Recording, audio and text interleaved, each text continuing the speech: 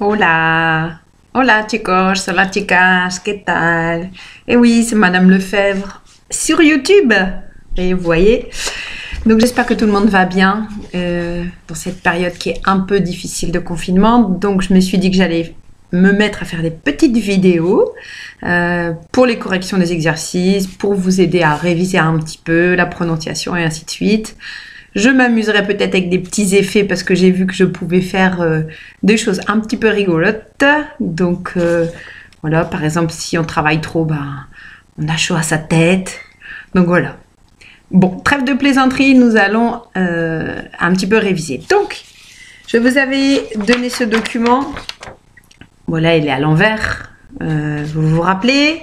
Mais sur Pronote, je me suis trompée. J'ai mis un document pour les cinquièmes. Donc, le document en question, c'était bien le document de la maison qui est Aquí vivo yo.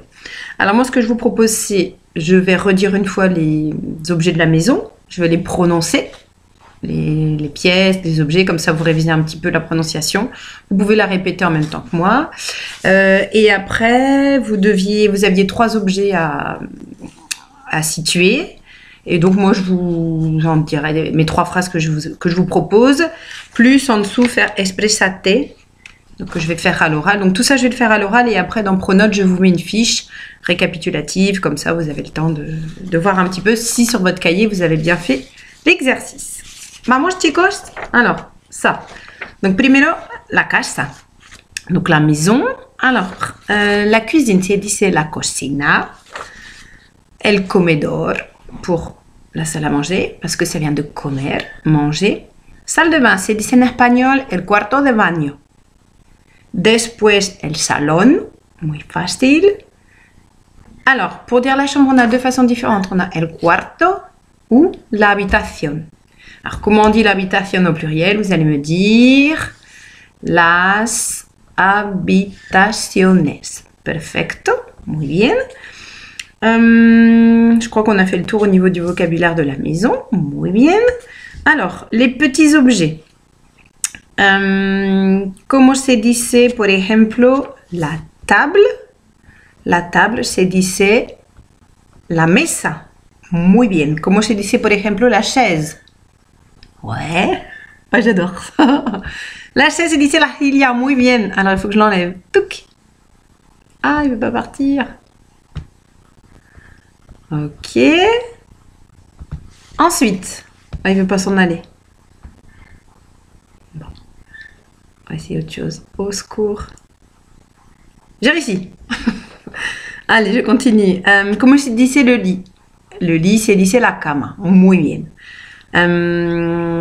Comment se dice, por ejemplo, le frigo? Se dice la nevera. Je vous rappelle qu'en espagnol, de temps en temps, il y a des mots qui changent au niveau du genre. Par exemple, le frigo, en espagnol, c'est féminin, parce que c'est la nevera. Bien, donc, au niveau des petites expressions pour situer, donc celle que on peut dire facilement, c'est que vous devez retenir vraiment 4e, c'est à droite, qui se dit à la derecha de, à gauche, à la izquierda de, devant, delante de, et derrière, detrás de. Muy bien. Alors moi, ce que je vous propose, c'est que je vais vous lire un petit peu comme ça, vous allez m'entendre l'exercice qui est à faire pour aujourd'hui. Comme ça, vous l'avez. Et en même temps, vous pouvez écouter de l'espagnol, qui est très important. Comme ça, vous ne perdez pas. Alors, donc j'ai articulé en disant d'abord, ensuite. Donc, comment on dit d'abord en espagnol? On va dire primero. Primero voy a situar la silla. Donc d'abord situer la chaise. La silla está en el comedor. Donc, si vous avez le document sous les yeux, c'est bien. Está en el comedor y está cerca de la mesa. Ensuite, la silla está a la izquierda del sofá. Parce que de plus el, ça fait del. Está del sofá. Después, voy a situar el ordenador. El ordenador está en la habitación del chico. Está en su escritorio a la izquierda de la lámpara y enfrente de la silla. Luego, 3e chose que je vais situer, voy a situar el espejo. El espejo está en el cuarto de baño. Está delante del lavabo y al lado de la estantería.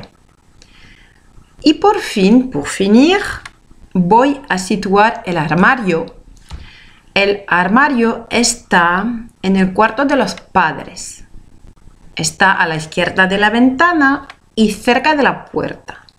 Donc là, en fait, j'ai situé les objets d'abord dans la pièce et après, dans quelle pièce et après plus précisément dans la pièce. Alors, je vous ai indiqué sur la fiche qui va sur Pronote. Pour ceux qui veulent aller plus loin, je vous explique le futur proche. Alors, si vous avez été attentif, vous avez entendu que j'ai utilisé une forme qui est voy a situar. Voy a situar, c'est ce qu'on appelle le futur proche en espagnol. Par exemple, en français, on l'utilise tout le temps. Je l'ai expliqué dans l'exemple. Je vais jouer au foot. Je vais manger des frites, par exemple. C'est une action qui... c'est un futur qui est proche. Donc, comment on le conjugue en espagnol? On prend ir, qui veut dire quoi, ir? Il veut dire quoi? Allez! Ouais! Oh, c'est rigolo, ça. Allez, j'ai pu l'enlever aussi. Ah, au secours! Non, ça, c'est pas ça. Alors, ça marche plus. Au secours! Donc, on continue. Désolée, hein, madame, elle s'amuse avec ces trucs, mais ça... Donc, on reprend. Pour construire le futur proche, donc on prend le verbe ir, aller, qu'on va conjuguer selon la personne. Voy, pour je. On va mettre la petite préposition a. Et derrière, on va mettre l'infinitif. Donc, par exemple, si on dit « je vais situer »,« voy a situar la filia », por ejemplo.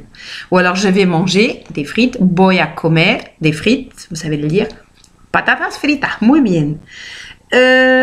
Donc, voilà. Comme ça, c'est... Le futur proche, c'est un truc qu'on utilise beaucoup en français et en espagnol. Donc, si déjà vous pouvez le retenir, c'est très bien. Ce que je vais faire, c'est que je vais m'arrêter là pour cette petite vidéo. Le reste des questions, vous l'avez sur la fiche. Donc déjà, si vous avez 7 minutes d'espagnol avec moi, voilà, ça vous avez passé 7 minutes de votre journée. C'est cool. Alors, un petit dernier effet. Ouais. Par contre, je ne sais plus l'enlever. Ah si, voilà. Bien, chicos. Donc, pour la prochaine fois, pour l'instant, je vous donne rien.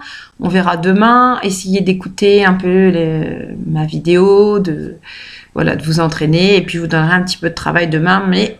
L'important, c'est de ne pas sortir, de rester chez soi et de travailler un petit peu de l'espagnol. Allez, hasta luego, chicos!